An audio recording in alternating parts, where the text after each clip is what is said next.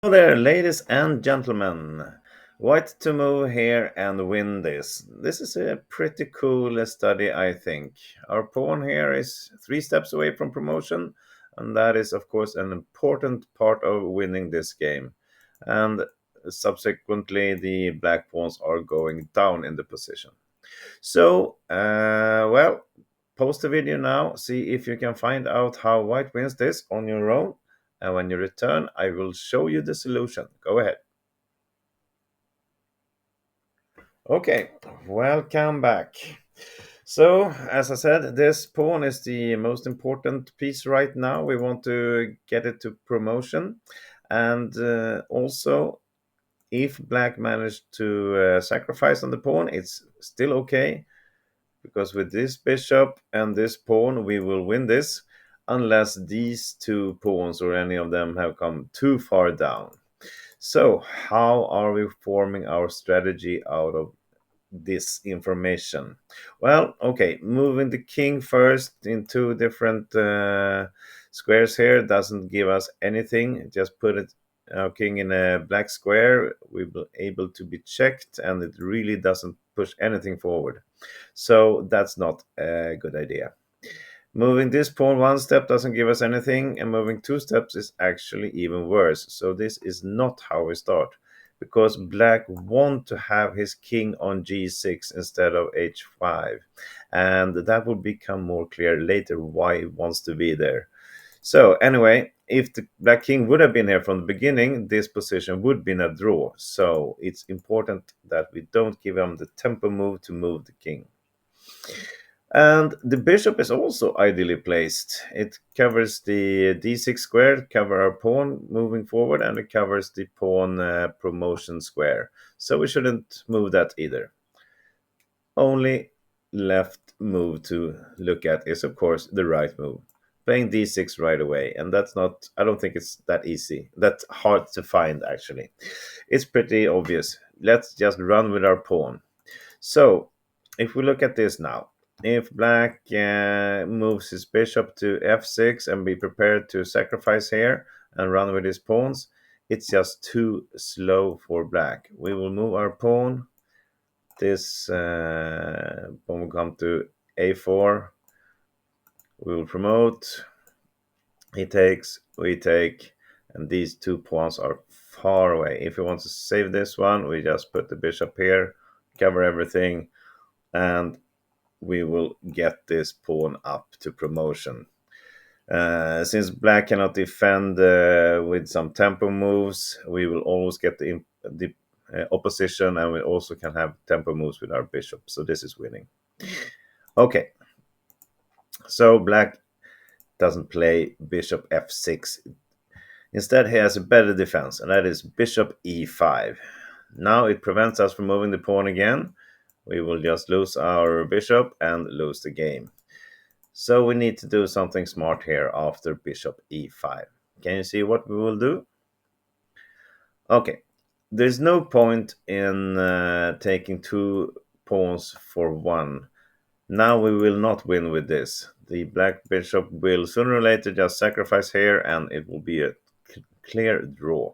So we need to instead force him to sacrifice on our pawn.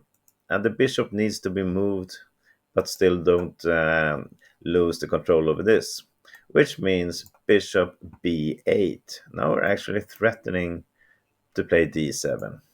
But we lost the tempo compared to if black moved the bishop here right away. So what happens now if black runs with his a pawn? We play d7 as we said. Of course, he cannot take. Then we will promote and win. Black will play bishop f6. We will go back to c7 with our bishop. But as I said, there's one tempo move less for black, but it's still not enough. We will promote to queen. He will sacrifice. We take back a2, and then we can stop everything with bishop f6. And this is why the king needed to stay on h5.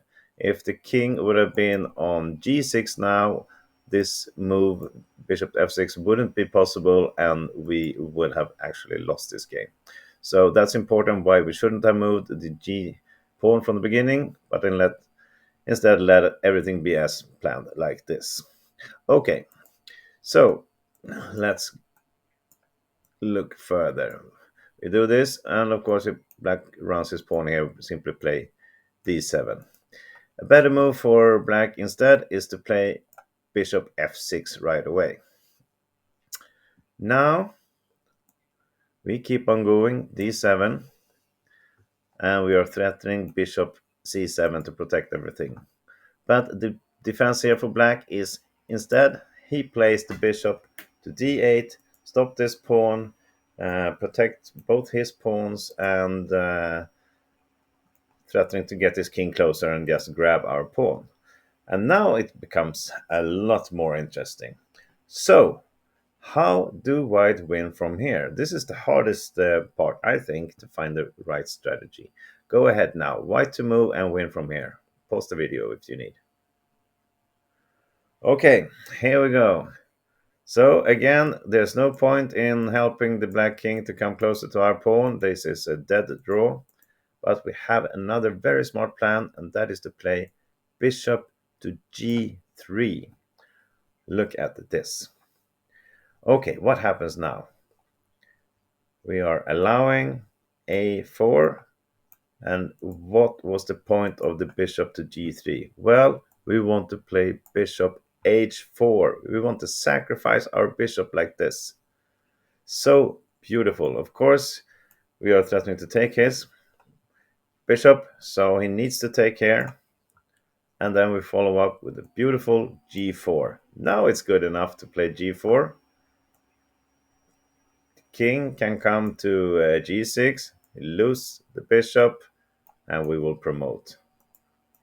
Or king comes to g5, well, then we promote right away, and of course, take this bishop and we win easy. So, that is the key to win this.